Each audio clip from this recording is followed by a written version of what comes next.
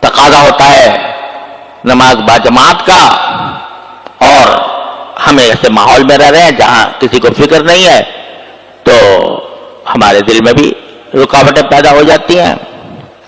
اگر سارا ماحول ایسا بگڑا ہوا ہے کہ اس میں ایک تنہا آدمی کیسے اس طوفان کا مقابلہ کرے،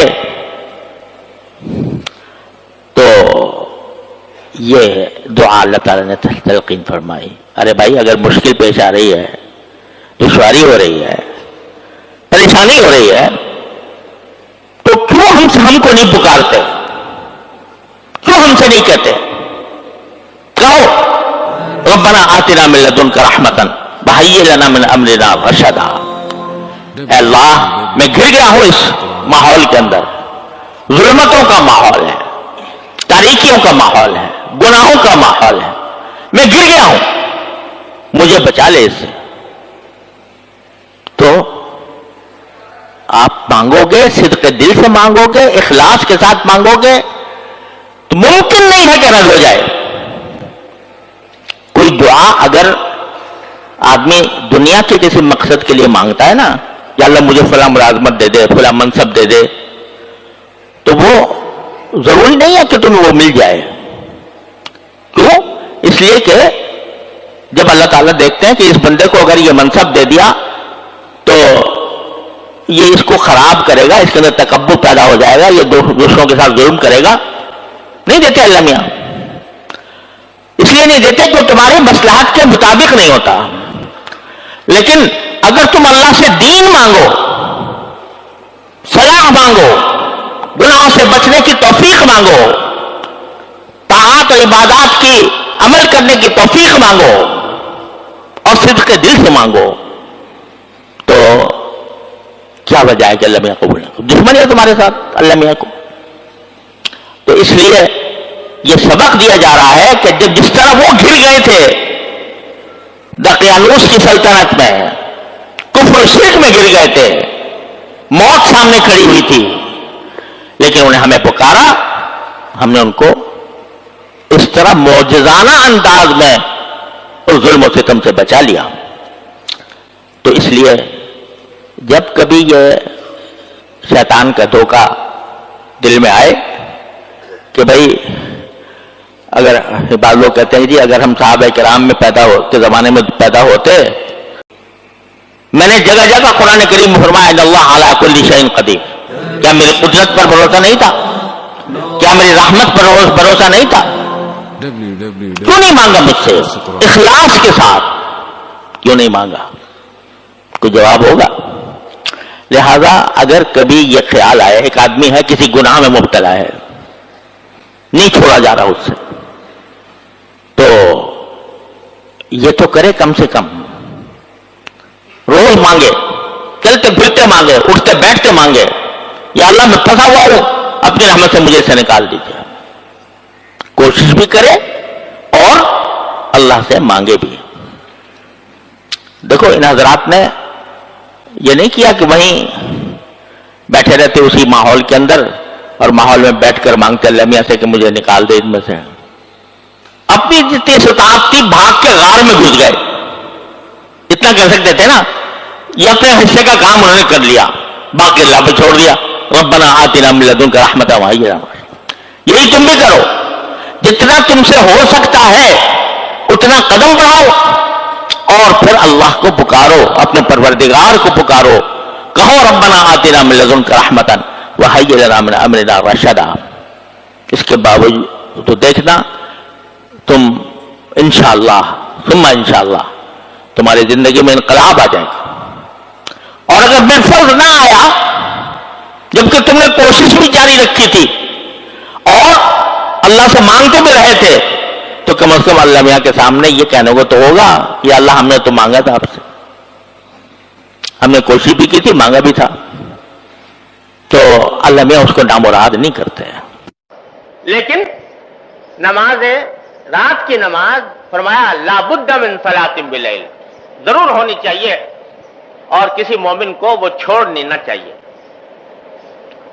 پھر آگے فرمایا، یہ حدیث ہی کا حصہ ہے، کہ وہ ما کان بعد صلاۃ العشاء فہو من اللیل،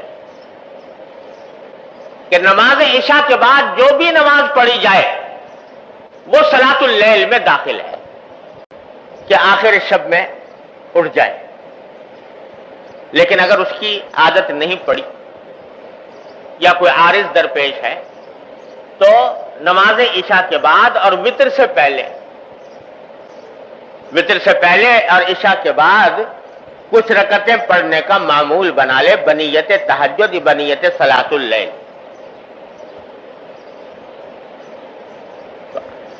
وہ تو روزانہ پابندی سے پڑھے، ساتھ ہی کوشش کرتے رہے کہ آخر شب میں بھی آنکھ کھل جائے، اور آخر شب میں آنکھ کھل جائے تو پھر اس وقت میں جتنی توفیق ہو اس وقت میں پڑھ لے، اور اگر فرض کرو آنکھ نہ کھلی تو کم از کم عشاء اور وتر کے درمیان جو نماز پڑھی ہے وہ صلاۃ اللیل اور تہجد کے حکم میں انشاءاللہ لکھی جائے گی، اور تہجد اور صلاۃ اللیل کی برکات سے مکمل محرومی نہیں ہوگی۔ تو یہ کام تو بھائی ہر مومن کو کرنا ہی چاہیے کہ عشاء اور وتر کے درمیان کچھ رکعتیں پڑھ لے تہجد کی نیت سے، 4 پڑھ لے، 6 پڑھ لے، 8 پڑھ لے، جتنی توفیق ہو اتنی پڑھ لے، اور پھر کوشش ساتھ میں یہ بھی رہے۔ لیکن اس کا مطلب یہ نہیں ہے کہ اس پر اکتفا کر کے بیٹھ جائے، بلکہ اپنی یہ کوشش جاری رکھے کہ آخر شب میں بھی میں اٹھوں، اور جب اٹھ جائے تو اس وقت کی نماز بھی ادا کر لے۔ اور جیسا میں نے عرض کیا کہ یوں تو نماز تہجد کے لیے کوئی خاص تعداد اس طرح کی مقرر نہیں ہے کہ بھئی اتنی ہی پڑھنی ہے ضرور، لیکن اس طرح عادت ڈالنے کی ضرورت ہے۔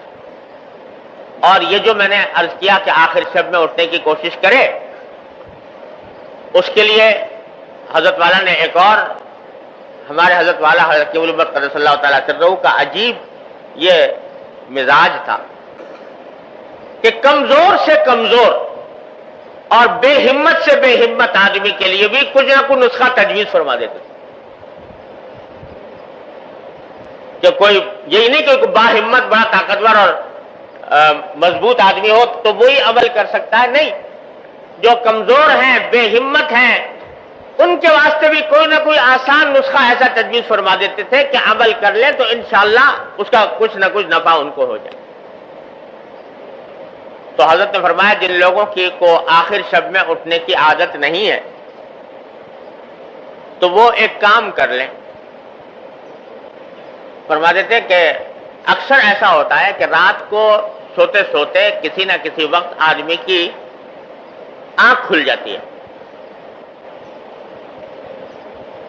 کبھی قضاء حاجت کے لیے پیشاب وغیرہ کی ضرورت پیش آ گئی، کبھی ویسے ہی آنکھ کھل گئی تھوڑی دیر کے لیے۔ فرما دیتے کہ اس جب کہ آنکھ کھل گئی تو اس وقت تھوڑی دیر کے لیے بستر پر بیٹھ جاؤ۔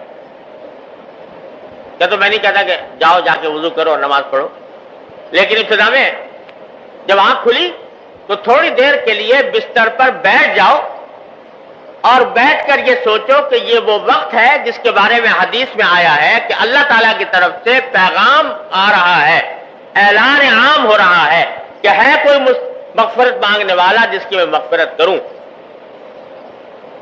تو یہ تصور کر کے تھوڑی دیر کے لیے دعا کر لو بیٹھ کے، ایک تو اپنی مغفرت کی دعا کر لو، اور دوسرے اس بات کی دعا کر لو کہ یا اللہ مجھے تہجد میں آخر شب میں اٹھنے کی توفیق نہیں ہو رہی، اپنے فضل و کرم سے مجھے یہ توفیق عطا فرما دیجئے۔